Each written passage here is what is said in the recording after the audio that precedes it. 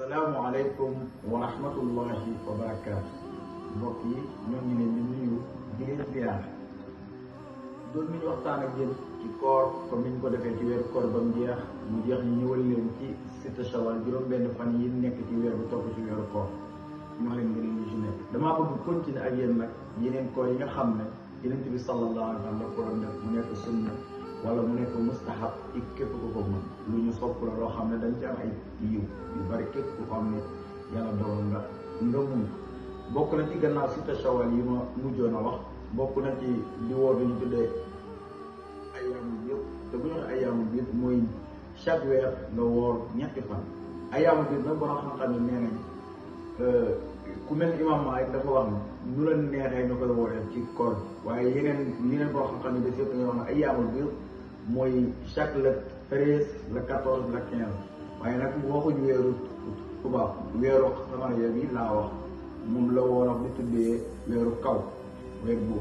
bokk na ci yeneen koor yi nga xam ne lu mustahab la wala mandub la yi ñu sopp la bokk na ci woor yawmu arafa mooy bisum arafa mooy buñ ñëwee suba la tabaski bokk na ci ba tey li ñu tuddee yawmu tasu'a ak ashura mooy tamxarit tey jour tamxarit ak tamxarit ba ca suba bokk na ci ba tey mooy woor yu bésub lundi ak bésub alxames yi ñu daf ko doon woor waaye nag est-ce que xam nga ne am na yeneen i bés yoo xam ne dañoo sib ku ci woor lu ci mel ni nga seppi bésub aljumma kese di ko woor wala bésub samedi kese di ko woor wala bésub dimanche kese ndax samedi ak dimanche bii dafa nekk feetu bi dañoo wax ne yi yahudi yi ñoo ko doon woor mooy dimanche bu dee samedi ñu ne nasaraan yi ñoo ko doon woor moo tax dañuy bañ nga seppi la ñoom kese di ko woor waaye nag may nañ leen nga takkale ko ak yeneen i jour gannaaw loolu nag fan yii yëpp maa ngi jot vidéo ñii muy wan ñoo xam ne ay sénégalais yoo xam ne dañ doon julli korite waaye bi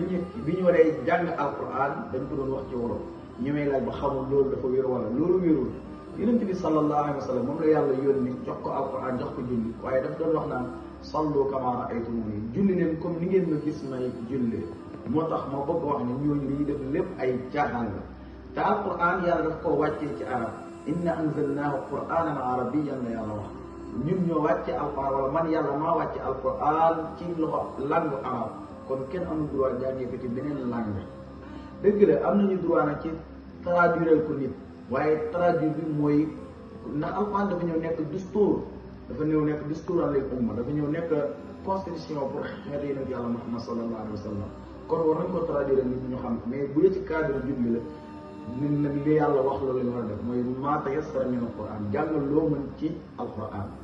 kon di ko wax ci beneen langue loolu ay caaxaan la te Sénégal ñu ko xamul di valeur xam ko ci jikko yu rafet yëpp xam ko ci waaye léegi gis nañ ne ku nekk rek ñu ngi sos mbiram mu bees te loolu diine du loolu donc kon li tax ma ci wax mooy dafa am ñoo xam ne lii mën na leen a jaxase moo tax ñu li ci wax yàlla nañu yàlla may ñu tënku ci diine ji tënku ba nga xam ne noonu la ko Yonent bi sallallahu alayhi wa sallam santaane noonu la ko yàlla santaane